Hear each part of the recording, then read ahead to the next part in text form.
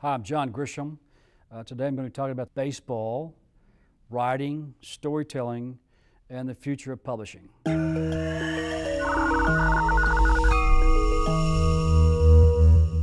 How's your new book coming out? Tell us about your new book, Calico Joe. Calico Joe is my first baseball novel. I have been wanting to write a baseball novel for about 20 years, but didn't have the story, and I kept waiting for the story. In the meantime, I wrote 2 football novels, a comic story about skipping Christmas, you know, smaller, but we call them the small books, short stories, stuff like that. But always waiting for the baseball story. And finally, I got it a few years ago and tinkered with it for a long time and published it 2 weeks ago. It's called Calico Joe, and it's a fun story.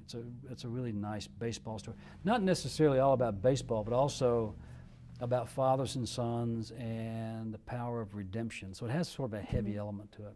It'll make you cry. Oh, I can't wait to read it. I understand that one of your dreams as a child was to be a professional baseball player? Yeah, like every kid on my street. You know, we weren't even close, but you can't convince a 12-year-old he's not going to play for the Cardinals. You know, that was my dream because the Cardinals were always my team. But all of us boys on the street were going to play professional baseball, which is not unusual. I never got close. I was an average high school player who couldn't even play in college.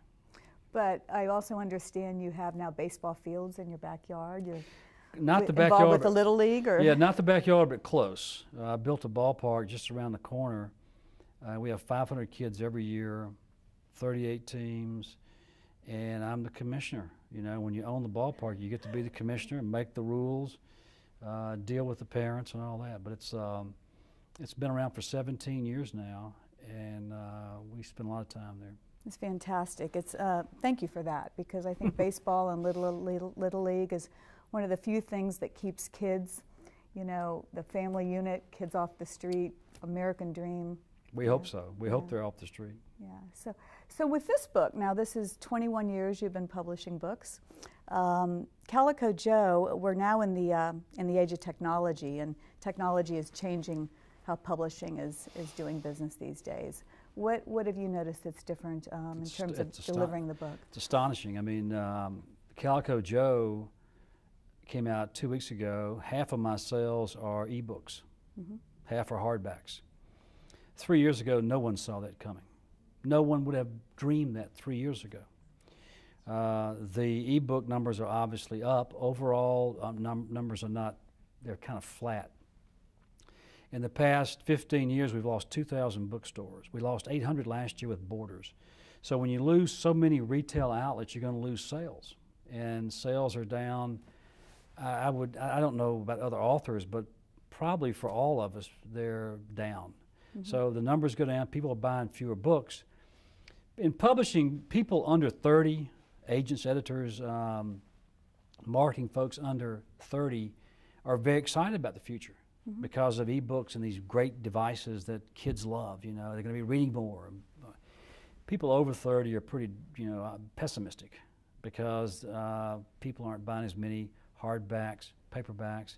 Mass market paperbacks are almost dead. So it's turmoil. It's nothing but turmoil, and nobody knows where we're going to be in 10 years. There are always going to be books, hardback books, but probably not as many, or as many publishers, or as many bookstores, or as many writers. And it's going to be a lot harder for aspiring writers to get published. Yeah, well, if they read more of your books, maybe they'll keep at it. And well, we certainly encourage people to read Grisham books, every chance we get. Always buy books, preferably mine. So speaking of publishing versus non-publishing, if there was one book in you that you could write and never published, what would it be? I haven't found that book yet. I can't imagine writing a book I didn't want to publish, because writing is too tedious and boring and at times arduous to do without the prospect of getting published and having people to read it. You know, I can't imagine writing like this without the hope that people are going to be entertained by the book. So I don't have that book yet. Okay.